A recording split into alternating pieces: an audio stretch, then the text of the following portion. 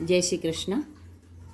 विश्वरूप में आज हम गीता जी के 46वें श्लोक, 46वां श्लोक, 46वां श्लोक का अनुवादन पढ़ेंगे। अब तक हमने 45वें श्लोक तक का अनुवादन पढ़ लिया था। ठीक है। अगर आपको मेरे द्वारा ये जो मैं पढ़ती हूँ ये अच्छा लगता है, गीता जी का अध्ययन अच्छा लगता है, तो आप प्लीज इसे लाइक कीजिए और अपने अपनों में शेयर करिए। अच्छा, इसके अलावा जो इनको प्रेयर की ज़रूरत है, मैं एवरीडे आज से मैं शुरू कर रही हूँ।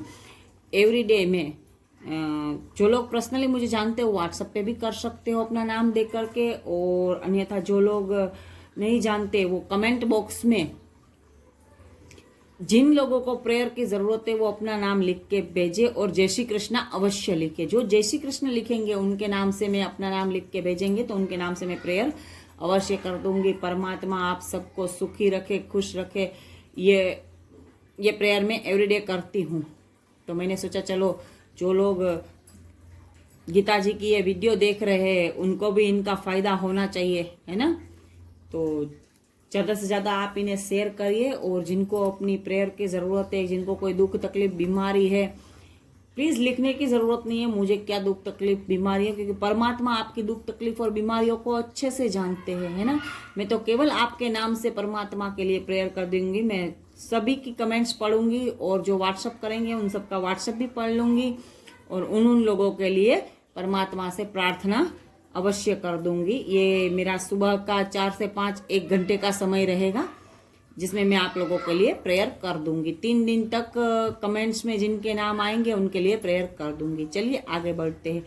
बोलिए भगवान द्वारिकाधीश भगवान श्री कृष्णचंद्र की जय हो। 45वें श्लोक तक तो हमने पढ़ लिया था। आज 46वां श्लोक। सब ओर से परिपूर्ण जलाशय के प्राप्त हो जाने पर छोटे जलाशयों में मनुष्य का जितना प्रयोजन रहता है, ब्रह्म को तत्व से जानने वाले मनुष्यों का समस्त वेदों में उतना ही प्रयोजन रहता है। तेरा कर्म करने में ही अधिकार है, उनके फलों में कभी नहीं। इसीलिए तू कर्मों के फल का हेतु मत हो तथा तेरी कर्म न करने में भी आसक्ति न हो। हे धनंजय, तू आसक्तियों को त्याग कर तथा सिद्धि और असिद्धि में समान बुद्धि वाला होकर योग में स्थिर हुआ कर्तव्य कर्मों को कर। समत्व ही योग कहलाता है। इस समत्व रूप बुद्धि योग से सकाम कर्म अत्यंत ही निम्र श्रेणी का है। इसीलिए हे धनंजय, तू सम बुद्धि से ही रक्षा का उपाय ढूंढ, अर्थात बुद्धि योग का ही आश्रय ग्रहण कर, क्योंकि फल के हेतु बनने वाले अत्यंत दीन हैं।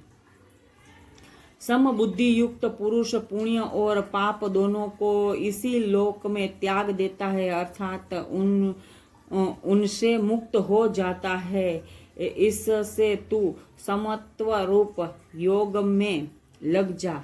यह समत्व रूप योग ही कर्मों में कुशलता है, अर्थात कर्म बंधनों से छूटने का उपाय है।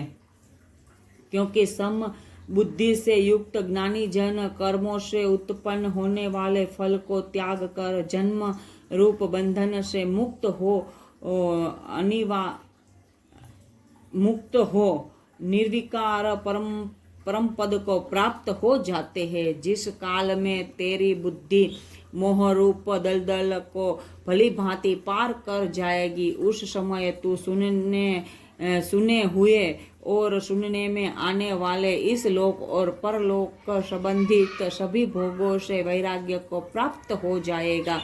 भले भांति भांति के वचनों को सुनने से विचलित हुई तेरी बुद्धि जब परमात्मा में अचल और स्थिर ठहर जाएगी, तब तू योग को प्राप्त हो जाएगा, अर्थात तेरा परमात्मा से नित्य संयोग हो जाएगा।